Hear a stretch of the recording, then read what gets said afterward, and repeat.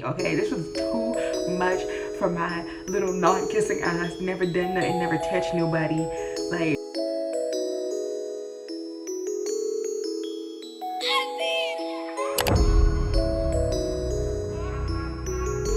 alright, hey guys, so welcome back to my channel. Today I'm gonna be doing something like a little different.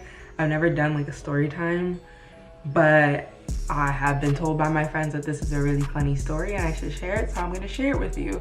Basically, my first and worst Tinder date ever, okay? So, this happened back in 2016, and like, at that point, like, I had just moved to Orlando for college. This happened in like, I think we started talking before, like on Thanksgiving Day. I think that's the first day he called me. So we started talking like near the end of November or whatever. So basically me and him started talking. We matched on Tinder. Like, I thought he was super cute. We're gonna call him, I just keep thinking of his actual name. We're gonna call him Tyler. Okay, so his name is Tyler. So me and Tyler started talking on Tinder, and then eventually, like, he was like, oh, just give me your number. You know, we were talking, and then he first called me on Thanksgiving Day. I remember because I was with my friends and I was trying to like whisper and be cute on the phone, and he was like driving home to see his family in Tampa,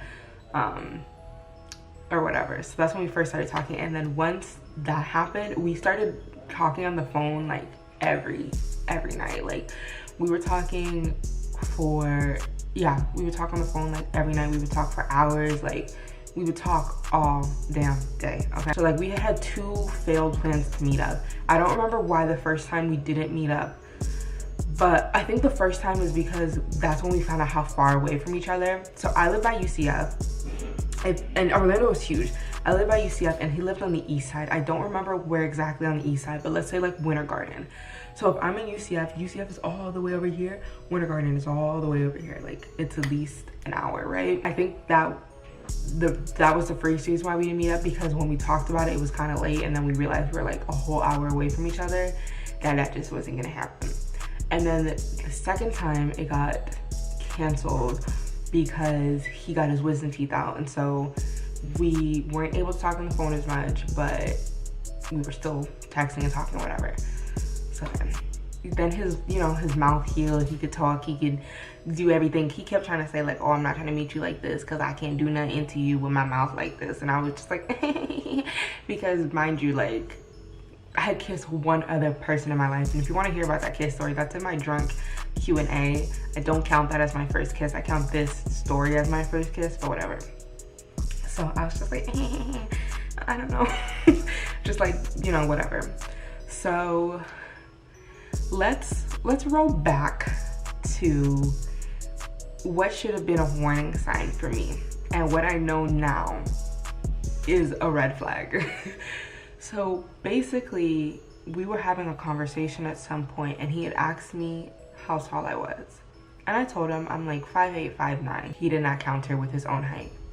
I should have known at that moment that this man was gonna be short, and my dumb ass didn't.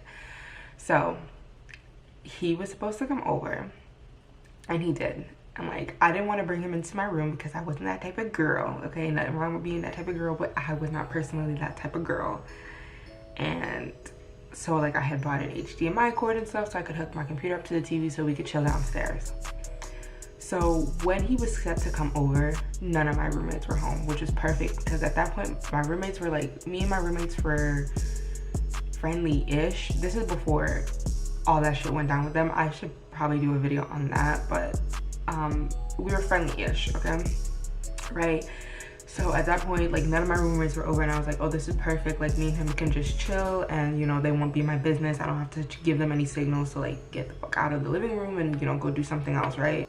Okay, so when he gets here, this is the funniest thing about it. So when he gets to my thing, he's, like, trying to find my place, because I lived in, like, a town home and, like, a huge, like, actual, like, subdivision, I think that's what it's called.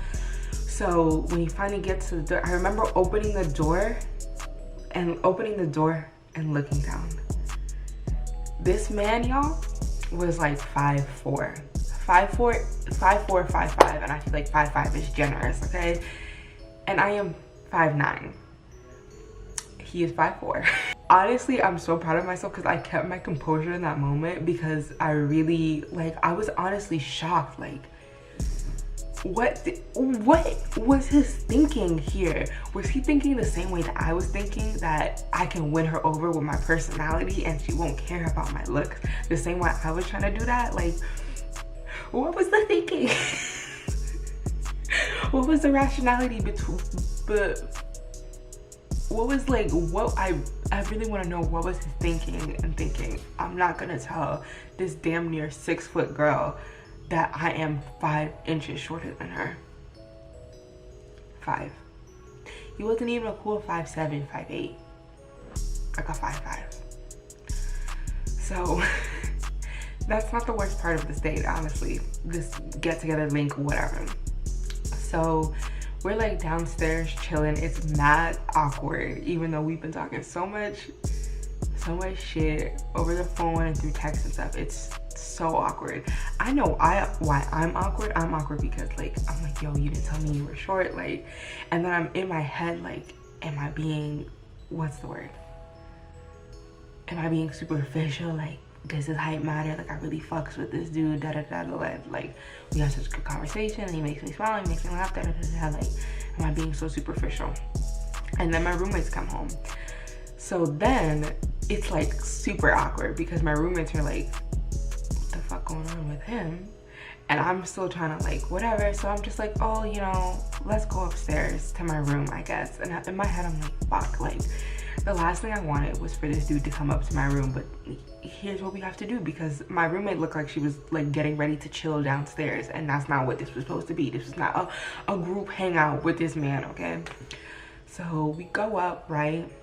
And we're talking, we're chilling. You know how it be when you first go to somebody's house and you, like, awkwardly sit on a piece of furniture over there, and they're like, why are you sitting all the way over there? That's what I did to him, I think, because I was, like, chilling on my bed and he was like this on a chair at my desk, like. So I'm like, why are you sitting all the way over there? You can come sit on the bed, it's fine, whatever. Because, y'all, at this point, I'm, like, really, like, telling myself, like, I really did fucks with him. Like, I feel like I should at least give it a chance and not just write it off because he's short, and he also already drove a whole hour over here. So, like, we're just gonna roll with the night and see what happens. So we're talking, we're chilling, whatever. And then, you know, things start getting a little, you know, y'all know. And mind you, like I said, I've only kissed one other person and I don't count it as my kiss. So as far as he knew, I'd never kissed anybody before. So, like, when we started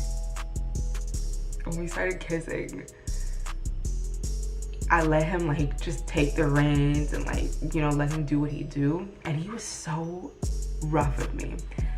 This is what made it such a nightmare. He was so fucking rough with me. So rough with me. Like, he started choking me when I had never even discussed with him, but that was something I wanted to do. He started choking me. And, like, he was kissing me really hard. He kept saying that I was biting him, but he was literally munching on my lips. Like, he was biting my lips so fucking hard, y'all. And I wish, so whatever. I'm feeling a little, like, stunned because I'm like, whoa, that was, like, a lot really quickly, and what the fuck going on? And, like, he, like, was kind of hurting me. And at one point he was kind of, like, also, look at me getting comfortable. At one point he was also, like, trying to, like, push it further, and I kept saying, like, you know, no, I'm not trying to do that.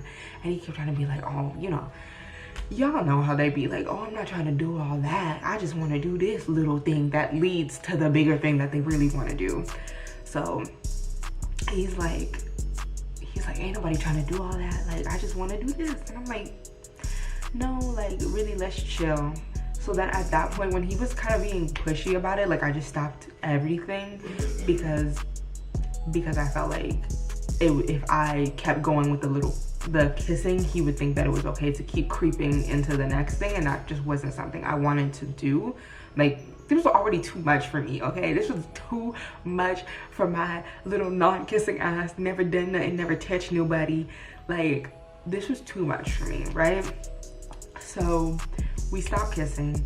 So then the night ends or whatever, and he leaves and we keep talking. The next morning when I wake up, my lips were so swollen. They were huge. They were engorged.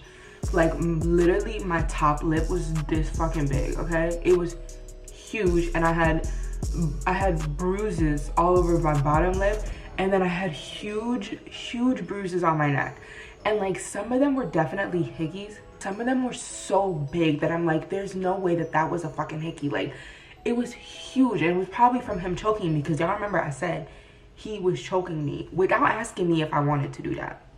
Whatever. But we kept talking. We actually talked for about another week or so, and when I finally stopped talking to him, I think I used it as an excuse, really, if I'm like being honest with myself, looking back damn near 4 years later. I think I really used this, what I'm about to tell y'all, as an excuse, because I don't think I tried to be comfortable with the height thing, but I don't think I could wrap my head around it or like be comfortable with it, because I always envisioned myself with someone taller than me, like just like most girls. Like I always wanted somebody taller than me. I never limited out men that were the same height as me. But basically, like, I had been getting drunk with my friends, and I texted him, and I was like, oh, you know, like, I think I told him like, oh, I'm drunk and I miss you. And he didn't respond to me because he was probably sleeping, because he like went to school and he worked, you know, and it was like a Monday night. Like he was definitely sleeping. And when he texted me back in the morning, he texted me something basically like, oh, how he missed my ass and my curves, my thighs. And I never responded to him after that, because I just felt like it just took me back to when we met up, and how like forward and unnecessarily sexual he was with me, even when I was telling him like I'm not trying to do all that. And that whole thing just made me really uncomfortable, because I wasn't that kind of person. I'm not that kind of person, like. And I just was like, you know, fuck, like we've been talking for this long, and all you care about is what my body has to offer you. Like that ass. Like when I text you I miss you, like I was thinking about how we usually at this time are on the phone talking, and you're thinking about sex. But yeah, that was my worst Tinder date ever. I hope you guys enjoyed it. It's story time. I hope you found it enjoyable, whatever. And if you did, go ahead and give this video a thumbs up. Go ahead and leave me a comment and subscribe. And until next time, spread love, be kind. Bye guys.